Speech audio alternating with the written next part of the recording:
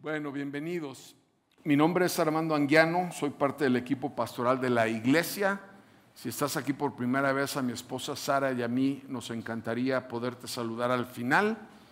Y quisiera orar para poner este tiempo en manos de Dios. Gama, si se pueden, mis notas en la pantalla, se los voy a agradecer y si no, no pasa nada. Vamos a orar para poner este tiempo en manos de Dios y como siempre estamos orando por un pastor de la ciudad y una iglesia, así es de que cuando escuches me encantaría que oremos juntos. Padre, te damos gracias, Señor, por la oportunidad de poder reunirnos para alabar tu nombre. Señor, no hay nada más poderoso en el mundo que tu presencia, no hay nada más poderoso en el mundo que la cruz de Jesús. Así que te doy gracias por lo que estás haciendo y harás en nuestras vidas en este domingo.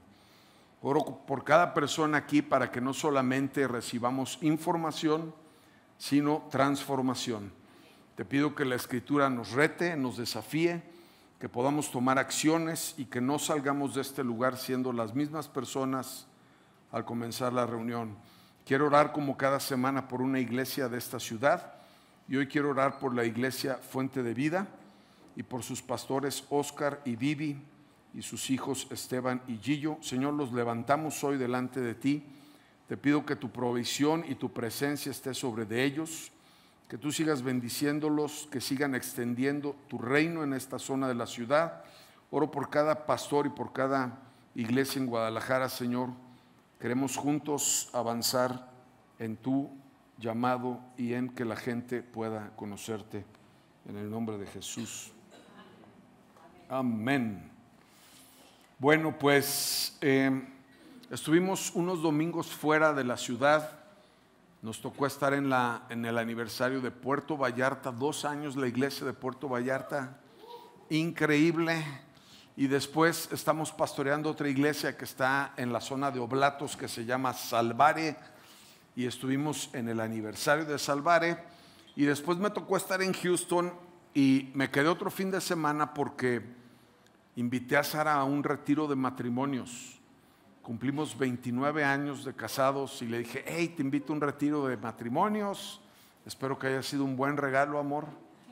Gracias por estos 29 años de soportarme y aguantarme, mis ronquidos, mis malas humor y todo eso que ya sabes. Entonces, qué chido, me siento feliz casado con esta mujer, siento que tuviera unos cuantos meses apenas, más de la mitad de mi vida he estado con ella y ella más de la tercera parte de su vida, casi. No, claro, yo creo que ya andamos por ahí. Bueno, vamos a continuar con Timoteo 5 y vamos a hablar de algunas cosas súper prácticas, consejos específicos para nuestra vida. Y a veces hay mensajes tan sencillos que me cuesta más trabajo hacerlos porque cuando hay algo ahí medio complicado, pues tienes que explicarlo, pero aquí hay cosas demasiado claras y entonces me cuesta un poco más de trabajo. Pero recordemos que Pablo le está escribiendo a Timoteo y le está dando algunas instrucciones, lo está afirmando a que no porque sea joven no tiene la capacidad, le está pidiendo de alguna manera también que defienda un poco la doctrina. En esa época había muchísimas enseñanzas, muchísimas filosofías. Probablemente mucho de lo que pasó aquí fue en la región de Éfeso y había gente que estaba llegando de otros lugares y tenían corrientes diferentes. Éfeso es un lugar en donde puedes encontrarte en cada paso que das una piedra o una escultura o una inscripción a cualquier cantidad de dioses, etcétera, etcétera. Entonces, Pablo está dándole consejos y algo que me llamó la atención es que parece que esta carta se hubiera escrito la semana pasada. Estamos hablando de la temporada o de la época del año 60, 80 después de Cristo, pero parece que lo hubiera escrito la semana pasada. Se me hace tan pertinente, tan contemporánea, con consejos tan claros. Así que vamos a ver hoy. Es largo, son 22 versículos y entonces voy a tratar de correr un poco. No mucho para que me puedan seguir, ¿saben? Vamos a comenzar. Dice así, consejos sobre las viudas, los ancianos y los esclavos. Verso 1. Nunca le hables con aspereza a un hombre mayor, sino llámale la atención con respeto, como lo harías con tu propio padre. Dirígete a los jóvenes como si les hablaras a tus propios hermanos. Trata a las mujeres mayores como lo harías con tu madre, y trata a las jóvenes como tus propias hermanas, con toda pureza. Una de las cosas más difíciles en la vida es tener buenas relaciones. Es complicadísimo. Y lógicamente, en esta carta nos está hablando de 4 grupos diferentes de personas y nos está siendo muy específico. Habla de hombres mayores, habla de hombres jóvenes, habla de mujeres mayores y habla de mujeres jóvenes. Y lo primero que dice es que las personas de mayor edad las debemos de tratar a los hombres y no hablarles con aspereza. Sucede que cuando vamos creciendo en la vida, las personas mayores, me voy a incluir para que no se escuche mal, nos ponemos medio intolerantes. Y entonces ya no es la misma paciencia, ya no es la misma alegría, nos empiezan a doler todas las articulaciones de nuestro cuerpo, etcétera, etcétera. Y lo que está haciendo Pablo es decirle a Timoteo, a las personas mayores, cuando les vayas a hablar o cuando las vayas a corregir, como un buen pastor, tienes que tratarlas con amor y sin aspereza. Y recordé una historia en donde un señor estaba siendo maltratado por sus hijos, no lo estaban tratando bien. Y sucede un poco porque en nuestra cultura moderna y contemporánea falta tanto respeto por las personas mayores. Se ha perdido la honra, se ha perdido el respeto. Recuerdo que no hace muchos años, todavía si te toca hablar con una persona de esta temporada, a la gente, los hijos le hablaban a los papás de usted. Oiga, mamá, ¿puedo hacer esto? Y está bien, yo no estoy diciendo que porque le hables de usted lo respetas o no lo respetas. El respeto tiene que ver más allá de las palabras. Pero se ha perdido la honra y se ha perdido el respeto. Y este era un señor que se quejaba mucho porque sus hijos no lo trataban bien, no lo honraban, no lo cuidaban. Y entonces estuvo una persona investigando y fue con los hijos para ver por qué no trataban bien a su papá. Y entonces fueron con los hijos y les dijeron, ¿y por qué a tu papá no lo tratan bien? ¿Por qué no lo respetan? ¿Por qué no lo honran? Y ellos estaban así como medio sacados de onda y decían, es que no sé a qué te refieres. Lo único que nosotros estamos haciendo es tratar a nuestro papá como él trataba a nuestro abuelo. Y qué interesante es que lo que tú y yo hacemos hoy es un reflejo de lo que nuestros hijos van a hacer. También pensé en esto y me lo ha comentado algunas veces Sharon. Mi hija Sharon se casó de 20 años de edad. 20 años. No estaba embarazada, por cierto.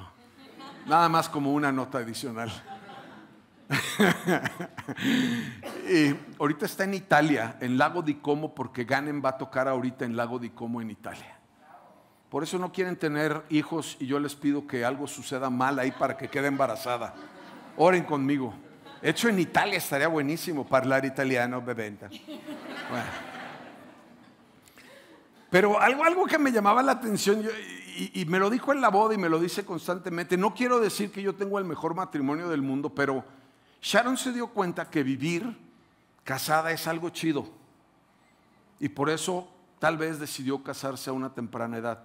Lo que nosotros hacemos hoy es un reflejo para nuestras siguientes generaciones. Entonces, esto me llevaría a la conclusión de que si algunas de las generaciones nuevas no están tratando bien a los adultos, es responsabilidad de nosotros. Y Pablo nos dice a través de la carta a Timoteo cómo debemos de hacerlo. Trátalos como si fueran tus padres. Hónralos, dales respeto, hazlos sentir bien. Después habla de cómo puedes tratar a las personas, a los jóvenes de tu edad. Dice, trátalos como tus hermanos. Y me encanta porque Sara tiene recuerdos de que cuando nuestros hijos se peleaban como hermanos, o sea, había sangre en el campo de batalla. O sea, los hermanos se pelean con todo.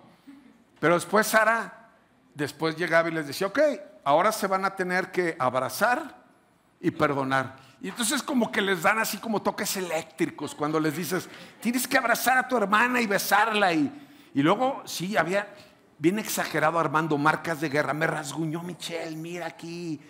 Y total que les pedí a Sara que se abrazaran. En el abrazo empezaba a ver como cierta suavidad. Luego se abrazaban más fuerte. Algunas veces había una lagrimita. Tenemos que cuidar nuestras relaciones. La iglesia es una familia. Luego dice a las mujeres mayores, trátalas como si fuera tu propia mamá. Y no sé, yo siempre tengo mucha misericordia por señoras de edad mayor. Algunas veces nos ha tocado estar en el súper y llegas al súper y hay una persona de la tercera edad empacando tus cosas. Y yo siempre pienso, no sé si lo había leído antes o no, y voy a decir esto y lo digo en serio, y ayúdame a hacerlo más frecuentemente, pero siempre deberíamos de pensar, ¿qué sería si fuera nuestra mamá? ¿Cómo te gustaría que la persona a la que le esté empacando el súper la tratara? ¿Cuánto te gustaría que le dejara de propina? Y si puedes dejarle 100 pesos, déjaselos. Hablo en serio. Si puedes dejarle 500 pesos, déjaselos. Y bendice su vida. Porque esto agrada a Dios.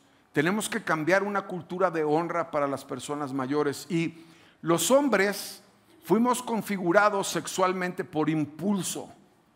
Los hombres reaccionamos por impulso sexual. Y me encanta cómo define el consejo a Timoteo y le dice, trata a las jóvenes del otro sexo, a las señoritas, a las mujeres, a las jovencitas, como si fueran tus hermanas, para que no tengas tentación sexual, para que no caigas en eso.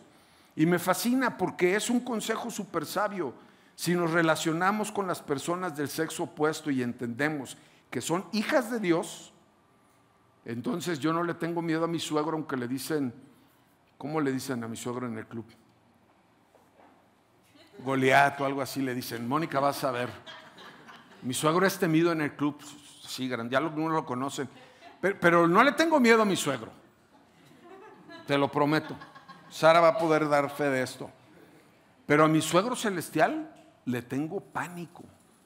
Porque Sara, antes de ser la hija de Alberto, es una hija de Dios. Y en mis manos tengo que cuidarla como si fuera o como es la hija de Dios. Y eso es muchísimo mayor cuidado que sencillamente esperar que mi suegro un día me hable a regañar. Así que aquí empieza dándonos una serie de instrucciones. En el verso 3 dice esto: atiende a toda viuda que no tenga nadie que la cuide, pero si ella tiene hijos o nietos, la primera responsabilidad de ellos es poner en práctica la sumisión a Dios en su hogar y retribuir a sus padres al cuidarlos. Esto es algo que le agrada a Dios. Muchas veces estamos pensando, ¿cómo puedo agradar a Dios? O no sé si Dios me ama, o no sé si Dios me escucha. Y siempre el evangelio va a tener un énfasis en los necesitados, en los marginados, en las personas que emigran a otro lugar, los pobres, los huérfanos, los desvalidos, y obviamente siempre pensamos en la parte de las suegras. No es cierto, las suegras, no las viudas. Señor, no permitas que mi subconsciente se equivoque. Hoy le vamos a echar carrilla a mi suegra. ¿Sabes? Dios nos llama a cuidar a las viudas. Verso 5, ahora bien, una verdadera viuda es una mujer que realmente está sola en este mundo. Es aquella que ha puesto su esperanza en Dios de día y de noche, ora a Dios pidiéndole su ayuda. Pero la viuda que solamente vive para placer está espiritualmente muerta en vida. Dale estas instrucciones a la iglesia para que nadie quede expuesto a la crítica. Y me puse a pensar en alguna viuda, en alguna señora que de alguna forma perdió a su esposo, probablemente está en una condición difícil. Y muchas de ellas lo único que tienen es la oración.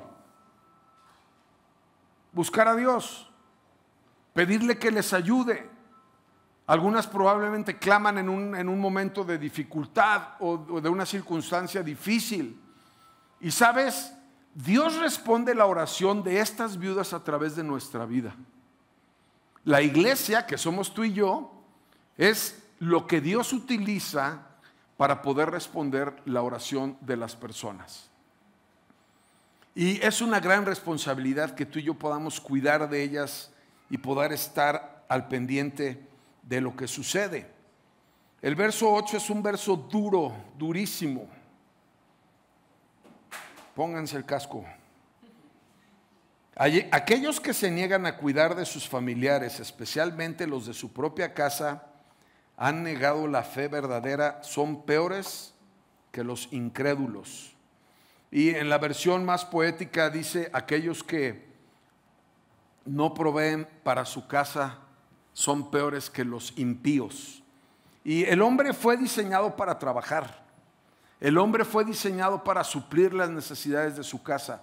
Y Pablo lo está elevando a un nivel impresionante.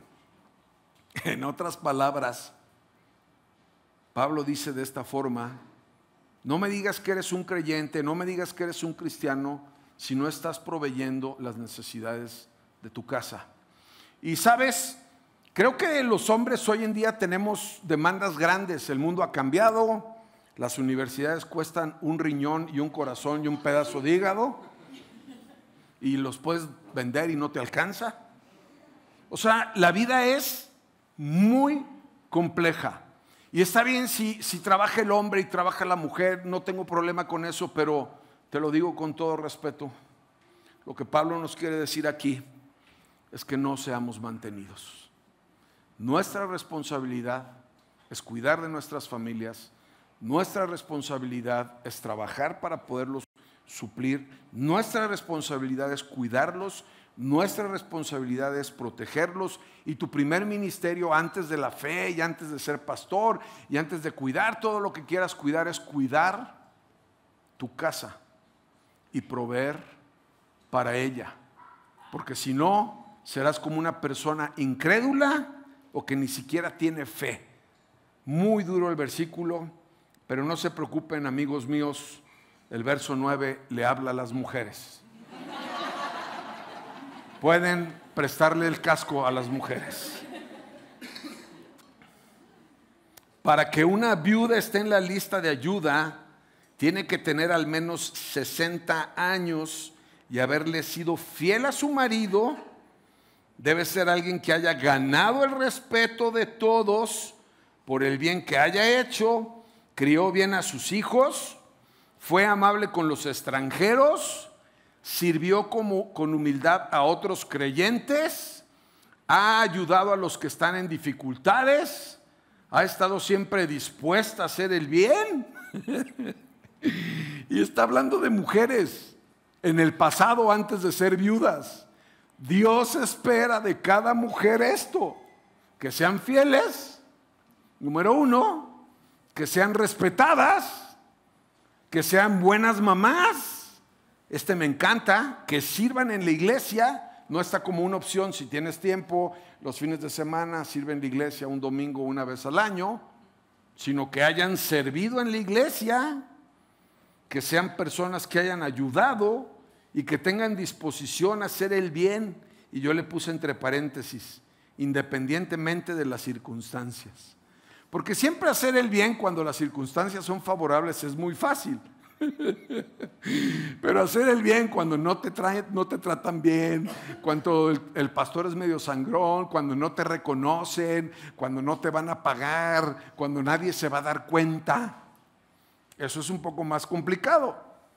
Pero el Evangelio espera esto de toda mujer para que después, si en algún momento es una viuda, pueda estar en la lista de las viudas y gracias a Dios tener por lo menos 60 años. Ahorita les voy a decir por qué, por lo menos. Verso 11. Las viudas más jóvenes no deberían de estar en la lista, porque sus deseos físicos podrán más que la devoción a Cristo y querrán volver a casarse. De esta manera serían culpables de romper su promesa anterior. Así que le digo yo siempre a Sara, y siempre me contesta, pero le vuelvo a decir, le digo, amor, si me muero, te casas. Y Diana dice así, no. Le dije, no, te casas. Te casas. Busca uno que sea simpático, que sea buena onda, y te casas. Porque la Biblia dice que una viuda que está joven se debe de casar y debe de tener hijos. Dese a entender lo que significa esto. Bueno, amor, te casas. Te casas porque te casas. Y luego dice que no vaya a ser que rompa su promesa anterior. Pero la promesa anterior no habla del marido anterior, sino la palabra en el original es pistis. Escuchen bien, por favor, pistis, no pistos. Pistis, que tiene que ver con fe y confianza en Dios. Entonces, si una mujer estaba dependiendo y orando a Dios y esperando que Dios la bendiga, se debe de casar para no romper esa promesa. Y me encanta porque está siendo demasiado práctico. Viudas, cásense, busquen a un marido y no lo espanten. No le echen todo su rollo luego, o sea, poco a poco. Y tráiganlo a la iglesia y disfruten de lo que Dios tiene para ustedes. Verso 13. Si están en la lista y son jóvenes y no se casan, se acostumbrarán a ser perezosas y pasarán todo el tiempo yendo de casa en casa chismeando, entrometiéndose en la vida de los demás y hablando lo que no deben de hablar. Está en la Biblia, saca tu Biblia, léelo conmigo. O sea, algunas están pensando que yo le puse ahí eso. No, está en la Biblia. Con razón está tan feliz Jesús ahí sentado. Ay, Dios mío. Lo voy a tener que volver a leer. No sé por qué cuando estaba haciendo esta predicación pensé tanto en mi suegra.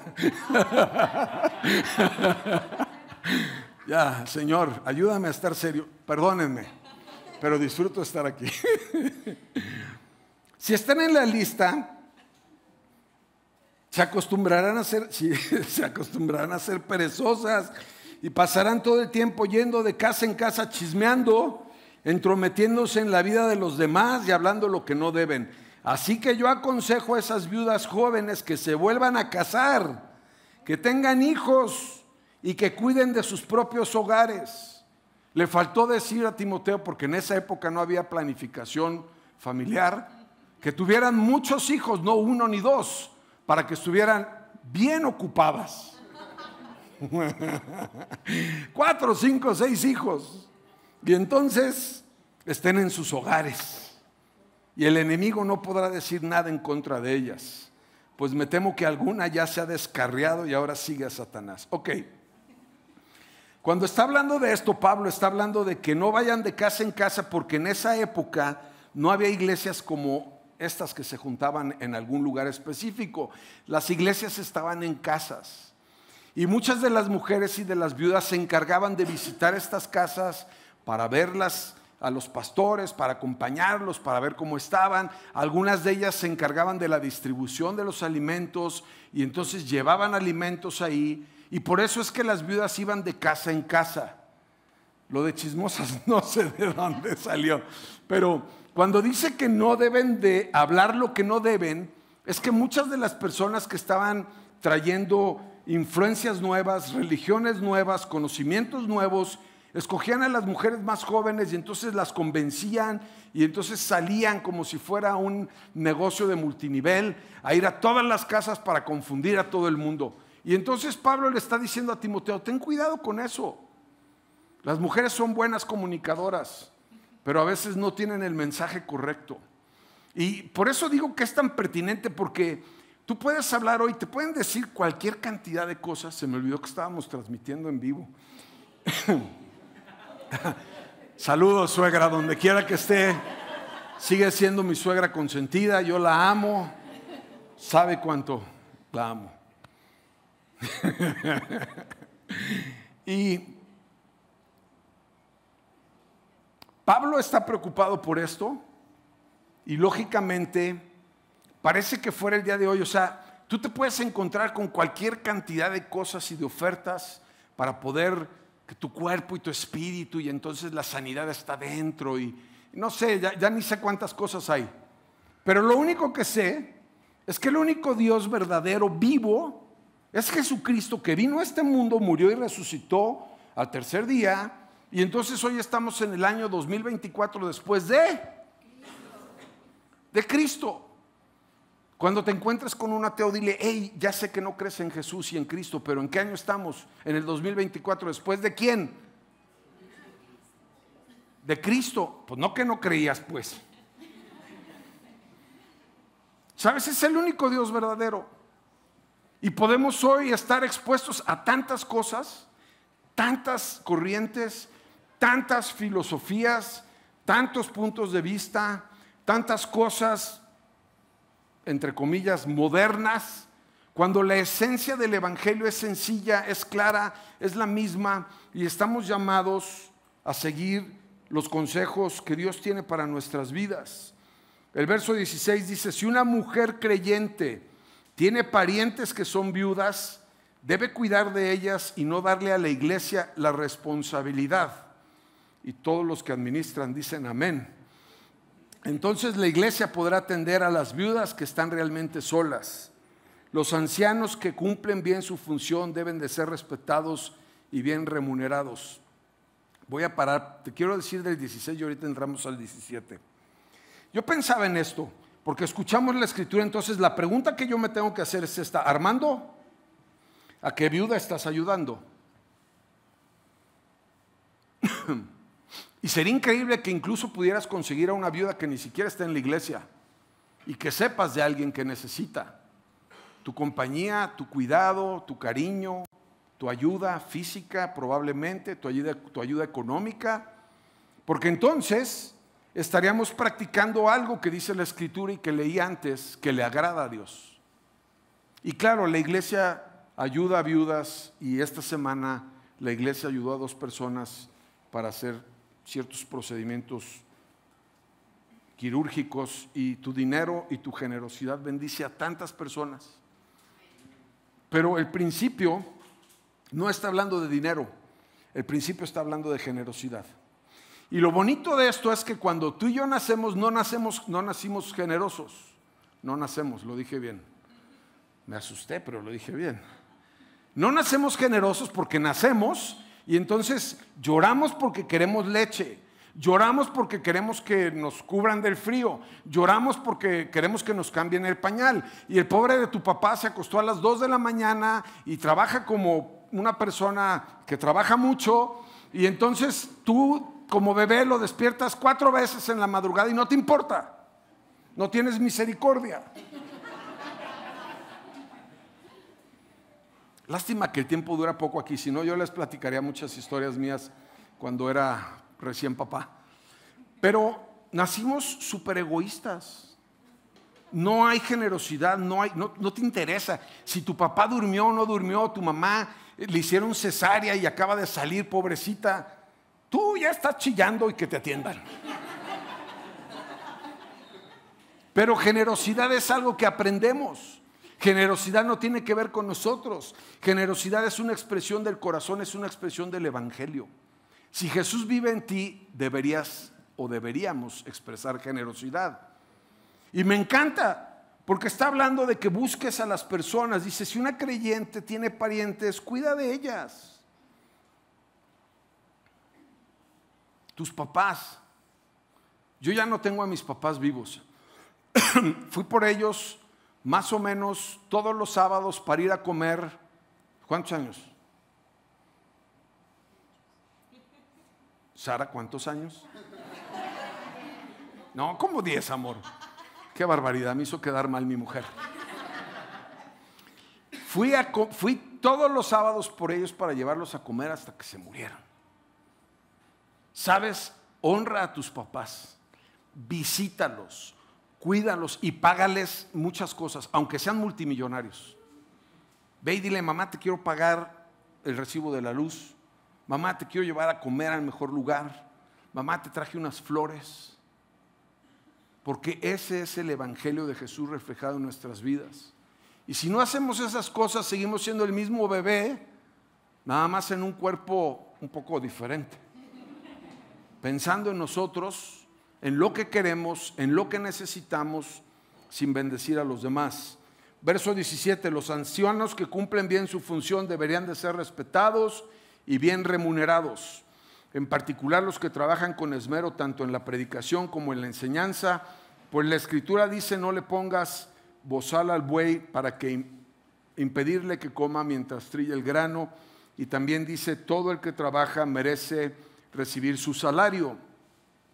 En las versiones más poéticas dice que los ancianos deben tener doble honra.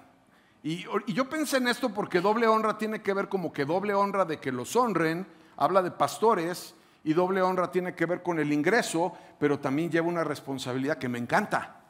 Porque si decides ser pastor o decides ser líder, entonces también tienes una doble responsabilidad. Y ahorita lo voy a explicar.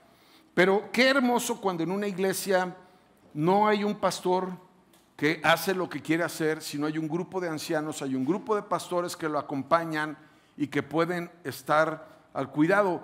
Y sabes, todas las iglesias que hemos plantado pronto llegarán a ser autosostenibles, pero el día de hoy no lo son.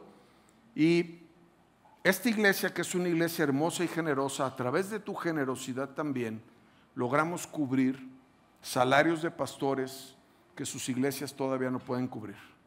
Y se me hace increíble. Tengo un amigo que no viene a la iglesia y todos los meses deposita para cada uno de los pastores una ofrenda. Porque la Biblia dice que el que trabaja merece recibir su salario. Y gracias a Dios que nos ha ayudado para que todos los pastores en las iglesias puedan recibir su salario. Verso 19, no escuches ninguna acusación contra un anciano a menos de que haya 2 o 3 testigos en contra. Los que están en pecado deberían de ser reprendidos delante de toda la congregación, lo cual serviría de firme advertencia a los demás. Te ordeno solemnemente en presencia de Dios y de Cristo Jesús y de los ángeles altísimos que obedezcas estas instrucciones sin tomar partido ni mostrar favoritismo. Ok. Dice que no debes de escuchar ninguna acusación porque, vuelvo a decir, la iglesia en esa época tenía corrientes, había charlatanes, había gente que engañaba a las personas. Entonces Pablo dice, si no hay una acusación bien fundamentada, entonces no la hagas. Luego, si alguien comete un pecado, y eso es algo que pasa en las iglesias presbiterianas, y yo en lo personal no estoy de acuerdo y lo voy a explicar. Es que cuando una persona comete un pecado, lo que hacen es pasarla adelante para que comparta o diga su pecado enfrente de toda la congregación, lo cual se me hace algo denigrante, porque tú y yo somos pecadores, nomás que algunos son evidentes y otros no. Pero ¿qué sucede?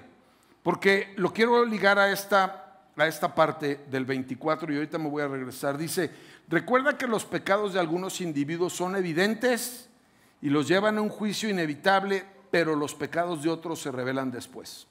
Ok.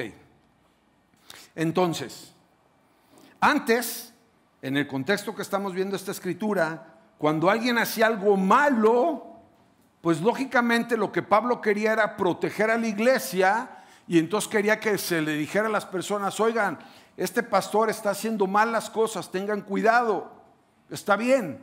Hoy en día no necesitas pasar a nadie adelante. Pues las redes sociales se encargan de avisarle al mundo entero. Todas las semanas cae un pastor que ni conoces, que acaba de caer un pastor de Filipinas esta semana.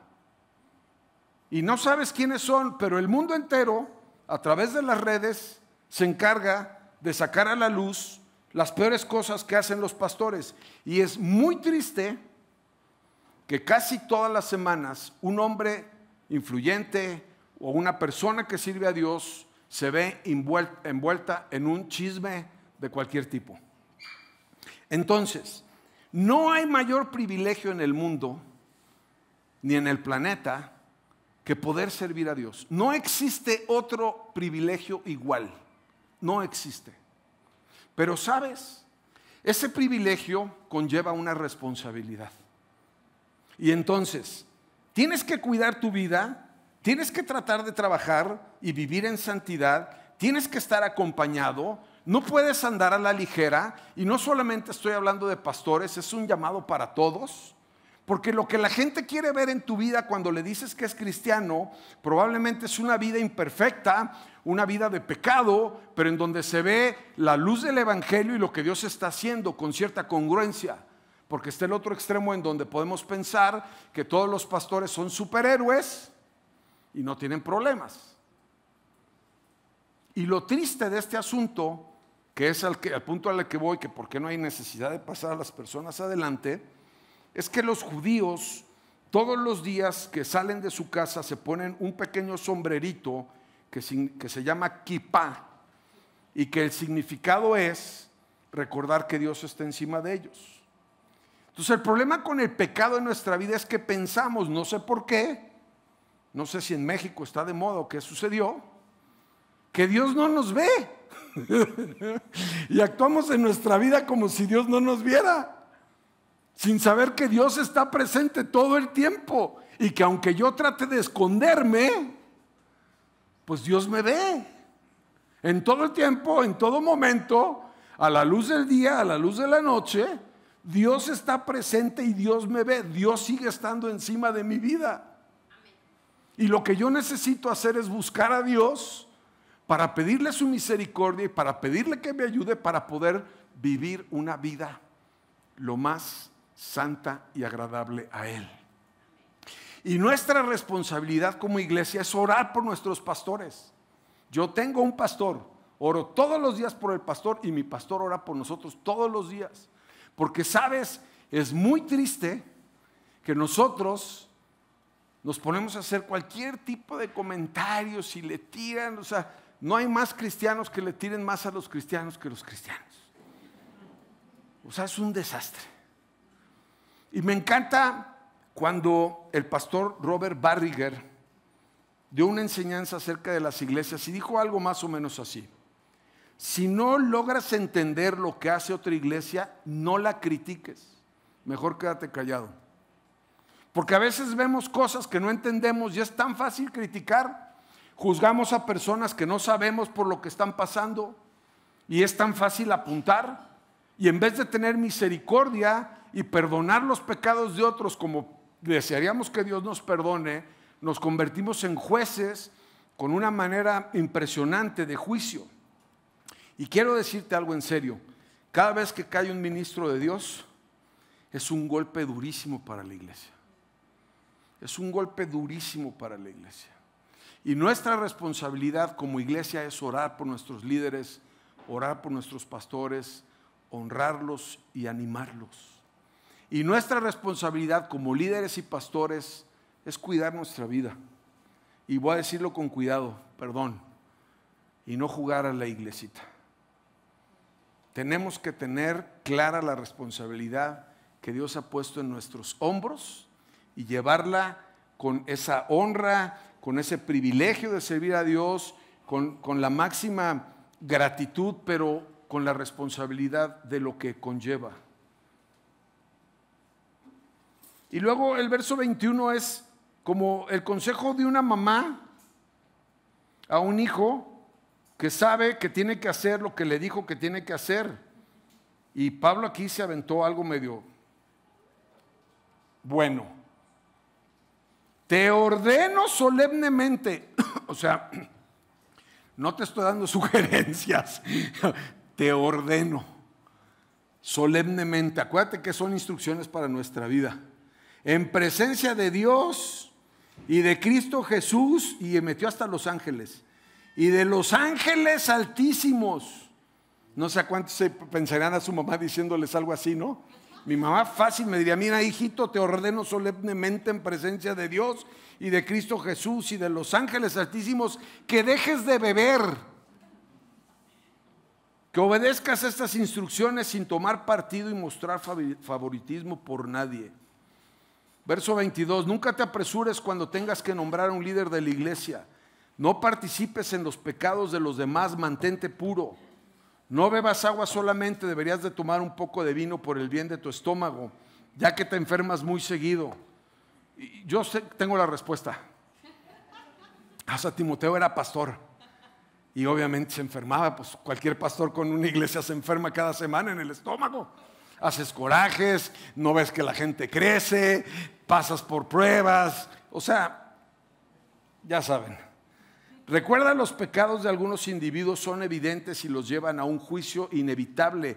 Los pecados de otros se revelarán después. Hay algunos ministros que han fallecido y después salen los pecados. No hay nada que te puedas llevar a la tumba, no es cierto eso, ¿eh? Este secreto me lo voy a llevar a la tumba. No, acuérdate que Dios siempre está arriba y siempre está viendo tu vida. Y me encanta pensar, y me incluyo en el número 1 de la lista, y espero que todos los demás estemos aquí, que tenemos una vida imperfecta, que tenemos una vida llena de retos, que a veces emocionalmente no somos sanos, que lidiamos y batallamos con pecado, que a veces nos equivocamos, pero siempre está en nuestro corazón y en nuestra vida el amor y el anhelo por Dios y su presencia buscando que nos transforme. No nada más nos quedamos en una vida de pecado diciendo, así soy yo. Y si quieres. O sea, realmente buscamos constantemente que Dios haga algo en nuestra vida. De la misma manera, las buenas acciones de algunos son evidentes y las buenas acciones que se hacen en secreto algún día saldrán a la luz. Quiero terminar orando por ti, y si Matt viene a ayudarme en el teclado, sería muy bueno. Pensé en una historia. ¿Tienen 5 minutos más? Sí. Una parte tiene más 5 minutos. ¿Los demás también? Sí. Muchas gracias. Sara y yo le hemos compartido mucho. Ella se va a acordar del nombre de esta persona, pero en el Holocausto hubo un señor que se dedicó a sacar a niños. No, ¿quién? No, fue otro, ahorita les digo el nombre. Tranquilos, ahorita les digo. El que fue al programa de televisión. Y entonces empezó a sacar niños y empezó a sacar niños. Nunca nadie supo, 800 niños. Y lo invitan un día a un programa de televisión sin avisarle, y está sentado, lo puedes ver el video en YouTube, y entonces hay una audiencia enorme de todos los niños que obviamente ya eran adultos que él había rescatado. Qué hermosura que nuestra vida sea una vida en donde no estemos buscando la fama en las redes sociales, que no estemos presumiendo lo que hacemos por los demás, que no le hagamos como Mr. Beast, que gana muchos millones de dólares y los regala, sino que en secreto, por una intención genuina del Evangelio en nuestras vidas y con una intención correcta de nuestro corazón, podamos bendecir a los demás, y algún día saldrá a la luz también, porque lógicamente Dios sabe todo lo que hacemos. Pero sabes, también en este mundo moderno el amor se ha visto condicionado por los likes de algunas de las cosas que suceden. Y también como iglesia tenemos una política que me encanta y que vamos a seguir haciendo, porque muchas de las cosas que hacemos no las publicamos. ¿Por qué? Porque no las estamos haciendo para que la gente diga, mira qué iglesia tan chida, están haciendo esto. Lo hacemos porque tenemos el corazón de lo que Dios ha puesto en nuestra vida. Y hemos aprendido tanto de la iglesia en Houston, tanto. En Houston cada semana se le da de comer a 300 familias. En Houston el 50% del dinero que entra a la iglesia sale afuera del mundo para poder bendecir misioneros, para poder plantar iglesias, incluyendo lo que nos ayudan en nuestras iglesias. No hay un corazón. El pastor de la iglesia de Houston no tiene redes sociales. No hay un corazón para poder ser una iglesia urbana influyente, sino realmente demostrar a Jesús en todo lo que se hace. Y creo que esto es algo que nos debe de enamorar a nosotros.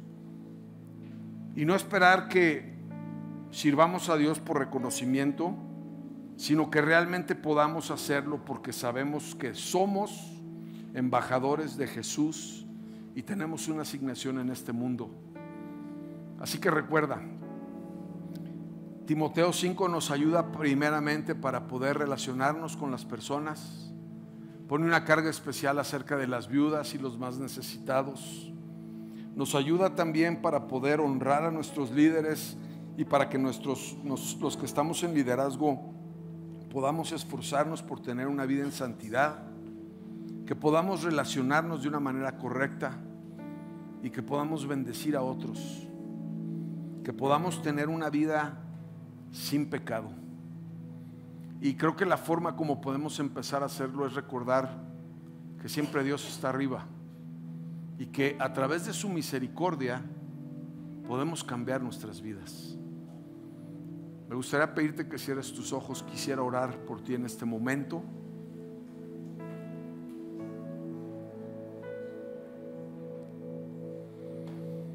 Señor, te quiero dar gracias porque tu palabra es muy práctica, porque tu palabra nos guía para tomar acciones determinadas, porque tu palabra sigue siendo vigente y contemporánea. Señor, gracias porque todos los que estamos aquí hoy necesitamos de ti. Sabemos que nuestras vidas están perdidas sin ti. Sabemos que muchas veces no hay propósito en lo que hacemos.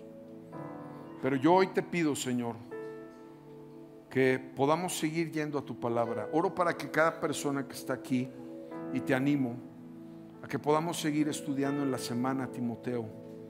Que tú nos sigas hablando, Dios, de las cosas que necesitamos hacer en nuestra vida.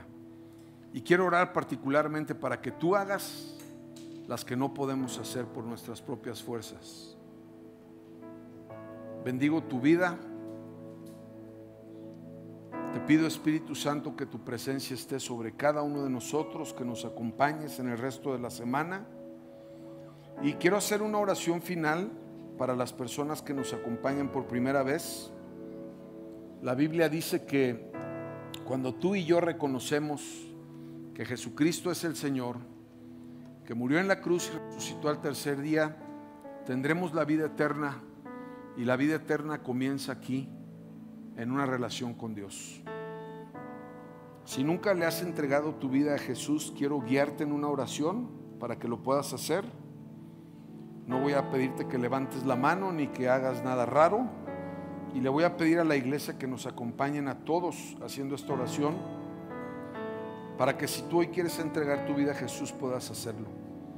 Puedes repetir después de mí, y iglesia, acompañemos a los que lo harán por primera vez. Señor Jesús, te doy gracias por mi vida. Reconozco que soy pecador. Necesito de ti en mi vida. Reconozco que moriste en la cruz y resucitaste al tercer día. Hoy te acepto como el Señor y Salvador de mi vida. Pongo mi vida en tus manos, en el nombre de Jesús. Amén.